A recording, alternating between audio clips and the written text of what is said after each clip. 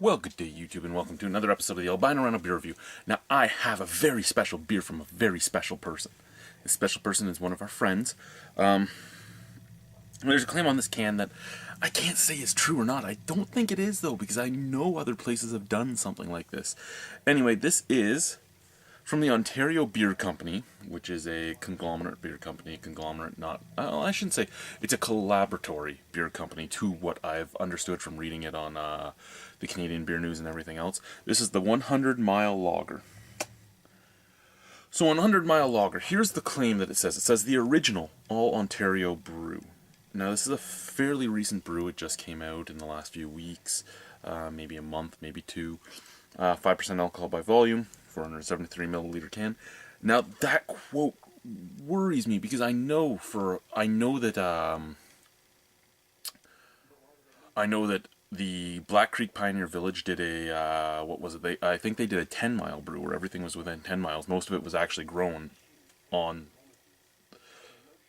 the Pioneer Village itself, the barley, the hops, all that stuff. The original all-Ontario brew. I can't say for certain, other than the Black Creek Pioneer Village, which does very small batches, you're talking one barrel. But other than that, I can't say for sure other than that one, but I'm sure that there's been other all-Ontario stuff. Bose is all natural. A lot of it's sourced from Ontario. Most breweries source as much as they can from Ontario. I know hops are very abundant now in Ontario. I don't know if it's easy to get all the different malts. But, that's just going off topic anyway. The 100 Mile Lager. Ingredients: malted barley, hops, water, and yeast. Brewed in Ontario using only Ontario-grown hops and barley. Produced in association with Nation Hops, Clifford Brewing, Heritage Hill Hop Farm, and Tribal Hops, and Duggan's Brewery. So there you go. Duggan's Brewery's down at the bottom. Yeah. Today's glass is going to be the Cameron's Pint glass.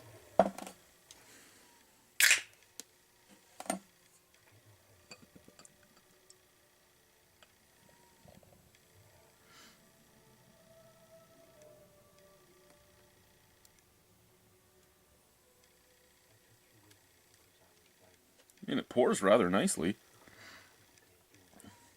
Nice robust head. Lots of carbonation moving in there. Lots of bubbles. Very crystal clear. Slightly brassy colored. Beautiful bright white head. Fluffy bright white head at that. Let's pour a little more in the glass. We're over the top now. So the head has some nice body to it. I mean, it hasn't overflowed over the edges. Like, look at that. We're way over the rim there. We're a good centimeter, maybe two over the rim, and it's just staying. That's a beautiful looking beer. Visual appeal. If this was poured for me and put on my table, I would love it. I would. I would also love the server that didn't spill any bringing it to me like that. And it just smells like your average Pilsner. So, kind of macro-ish smelling.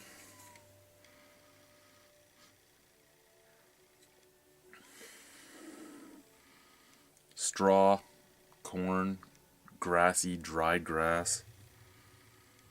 I'm not saying that corn is in it, because with all the things that I've ever said about Mr. Duggan, I know he knows how to make his beer. It just smells like a Pilsner. And, you know, Pilsners come off with that weird corny scent, that dried grass, grassiness, straw, all that other stuff is what you get from a Pilsner, and that's what I'm smelling here. Cheers, boys and girls, let's try it.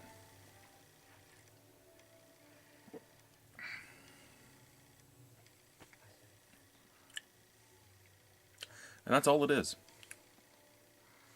It tastes like a Pilsner with a little bit more of a hop forward, more of a hop profile.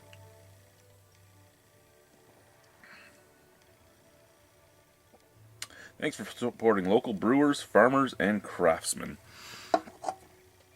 I'm curious if this 100-mile lager, if the cans were all made and printed in Ontario. Because really, if you're going to make your beer and you're going to talk about how it's all Ontario stuff and support Ontario craftsmen and brewers and support Ontario, period. Was your fermenters from Ontario? Was your brew kettle from Ontario? Was your canning line from Ontario? Are your cans from Ontario? Is your artwork done here in Ontario? Not that it really matters. I'm just saying, if we really want to get down to it, if we really want to support Ontario, if we really want to say, let's be local, let's be localvores, let's support everything, then it all should be local. It shouldn't just be that the product was made with all Ontario stuff. It should be the product was made with all Ontario ingredients and all Ontario equipment and employing all Ontario people. Just saying. Basically, I'm just rambling because there's not much to say about this beer. It's Pilsner-esque. It's very light. It's refreshing. It's drinkable. It has a little tiny apple and pear ester in it. Right at the very end, it's just there. Dried grass, leafy taste. Your hops. Crisp, clean. 100,000 times better than the Sriracha Ace. I actually think the Duggan's number 9, though, his IPA, is probably better than this. This is what I call a bougie beer. It's a craft beer that resembles a macro beer, because macros basically just make pilsners and American adjunct lagers and light lagers and the likes. And that's what this resembles, because you can't make this taste much different if you're still trying to be stylistically correct. So, in all honesty, is it worth the difference in price? I'm gonna have to look up the price. I don't remember the exact price. It was somewhere. It was under $3 for the can. I think it was $2.95. But when you figure that you can buy a same size can of, say, Pilsner Urquell for $2.25, or Labatt Blue or Molson Canadian or anything like that for $1.95, is it worth the extra dollar?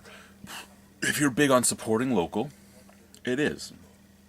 If you're big on no chemicals, it is. If you're big on price for your value ratio, it's not.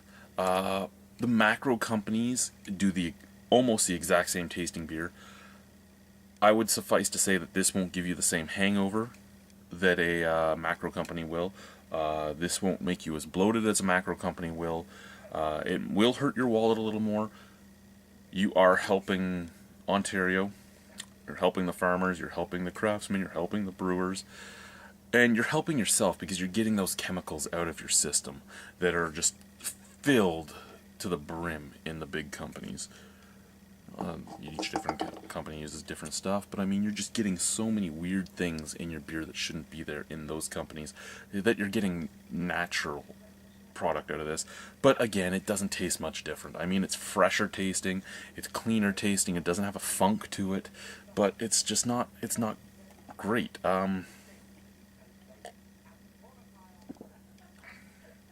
Duggan and team, it's going to be a low mark, but not because your beer is bad. The low mark comes. I'm gonna do the twofold mark that I sometimes do that people get mad at me about. The overall beer mark, which is my personal mark on it for where I think it sits as a beer. Nothing against you guys. I actually enjoy this beer. This is a beer from Duggan that I could actually get behind. This and the number 9 are the two that I've had by him that I actually don't dislike. The Sriracha Ace I fucking hate. Anyway, this, give it a 5.75 as a beer on its own. I mean, it's there. It's nothing I really care to drink, because it's just a average lager, and it's not what I personally want.